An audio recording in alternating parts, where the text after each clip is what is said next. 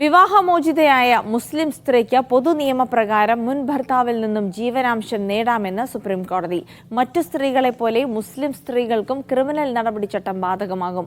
മുൻ ഭാര്യയ്ക്ക് 10,000 രൂപ ജീവനാംശം നൽകാനുള്ള തെലങ്കാന ഹൈക്കോടതി ഉത്തരവ് ചോദ്യം ചെയ്ത് ഭർത്താവ് സമർപ്പിച്ച ഹർജിയിലാണ് ഉത്തരവ്.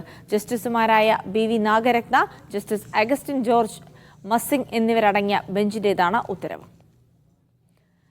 തൗഫീഖ് അസ്ലമുണ്ട് വിവരങ്ങൾ നൽകാനായി. തൗഫീഖ്, ഈ ജീവനാംശം നൽകുന്നതിന്റെ കാര്യത്തിൽ അത് മുസ്ലിം സ്ത്രീകൾക്കും ബാധകമാണ് എന്നുള്ള കാര്യമാണോ കോടതി ഇപ്പോൾ അസന്നിഗ്ധമായി പറഞ്ഞിരിക്കുന്നത്?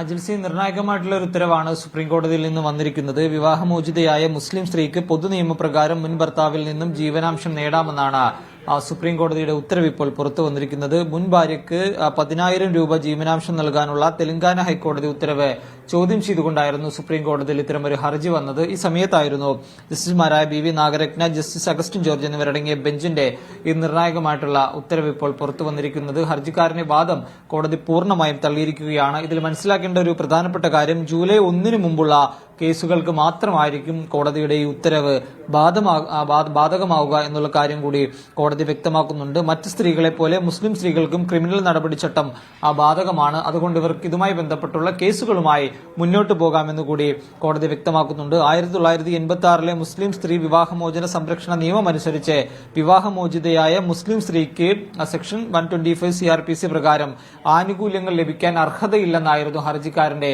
പ്രധാന വാദം. എന്നാൽ ഈ വാദം പൂർണ്ണമായും കോടതി തള്ളിക്കൊണ്ടാണ് മുസ്ലിം സ്ത്രീക്ക് ഇതുമായി ബന്ധപ്പെട്ട് കോടതിയെ സമീപിക്കാൻ, കോടതിയെയും അതോടൊപ്പം തന്നെ കേസ് രജിസ്റ്റർ ചെയ്യാനും ജീവനാംശം നേടാനുമുള്ള അവകാശമുണ്ടെന്ന് ജസ്റ്റിസുമാർ വ്യക്തമാക്കിയത്.